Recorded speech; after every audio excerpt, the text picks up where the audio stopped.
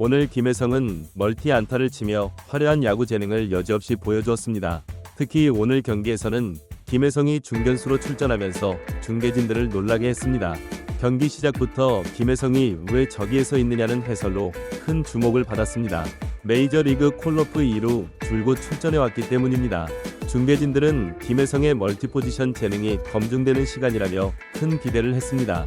이미 검증된 도루 능력의 멀티 안타, 타격 능력의 멀티포지션 수비 능력까지 확인된다면 다저스는 엄청난 전략적 유연성을 가지게 된다는 전망이 쏟아졌습니다.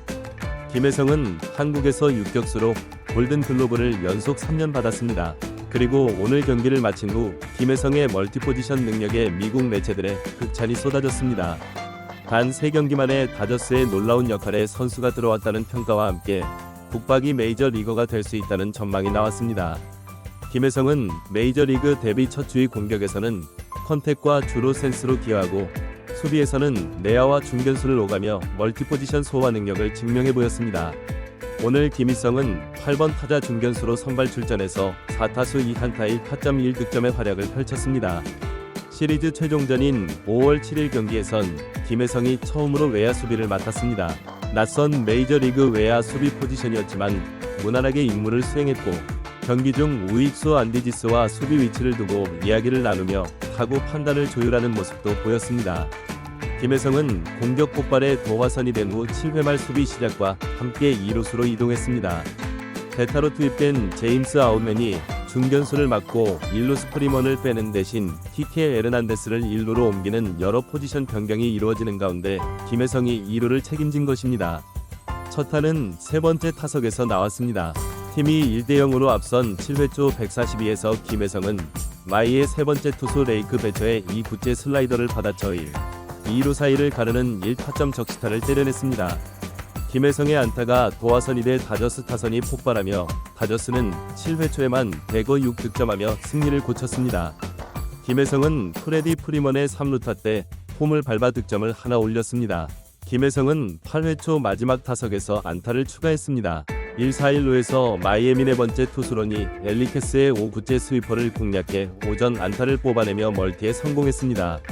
김혜성 선수의 가장 큰 강점 중 하나는 수비력과 포지션 적응력입니다.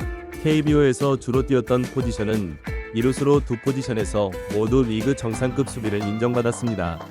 앞서 언급했듯 2021년 유격수 골든글러브, 2022에서 24년 2루수 골든글러브를 휩쓴 점은 김혜성의 넓은 수비 범위와 안정적인 글러브 능력을 증명합니다. 키움 히어로즈 시절 필요에 따라 3루 출장한 적도 있으며 여러 포지션을 소화해온 경험 덕분에 내야 전 포지션 수비에 능숙한 선수로 평가됩니다. 메이저리그 전문 매체에서도 김혜성을 두고 주로 2루수를 뛰었지만 유격수 경험도 많아 뛰어난 수비수로 평가되며 3루수로 뛰는데도 큰 문제가 없을 것이라고 분석했습니다. 실제로 김혜성은 멀티포지션을 소화하는 유틸리티 능력을 이미 입증하고 있습니다. 마이너리그 AAA 경기에서도 중견수로 선발 출전했다가 후반엔 2루수로 이동하는 등 한 경기에서 두 포지션을 오가는 장면을 보여주었습니다. 4월 12일 AAA 경기에서는 1번 타자 중견수로 나서 1회 초 선두 타석에 시즌 1호 홈런을 터뜨린 뒤 경기 후반에는 2루수로 수비 위치를 변경하기도 했습니다.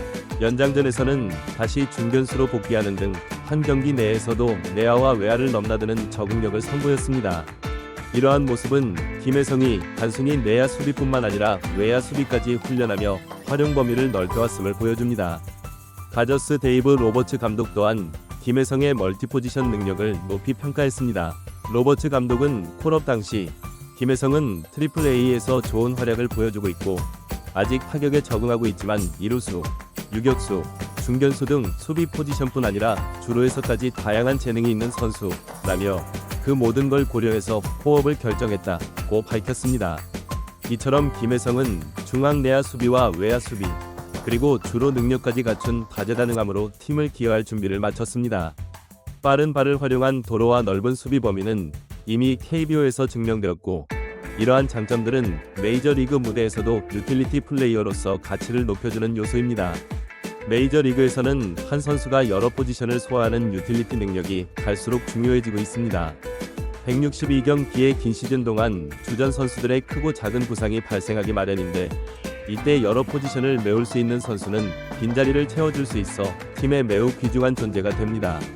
실제로 한 선수가 여러 역할을 소화할 수 있다면 시즌 중 여러 선수들이 부상당했을 때 팀에 엄청난 가치를 제공한다는 분석이 있을 정도로 유틸리티 플레이어는 긴 시즌을 버티는 보험과 같은 역할을 합니다. 또한 메이저리그 팀들은 한정된 로스터 자원을 효율적으로 활용하기 위해 선수단 구성 전략을 최적화하고 있습니다. 투수 엔트리 규모가 늘어나면서 야수 벤치는 오히려 줄어드는 추세이기에 한 명으로 여러 포지션을 커버할 수 있는 선수가 있으면 감독이 라인업을 짤 때 선택지가 크게 늘어납니다. 팀 입장에서 유틸리티 플레이어는 팀에 다양한 옵션을 제공하고 감독에게는 유능한 선수들로 라인업을 채울 수 있는 선택지를 준다고 평가됩니다.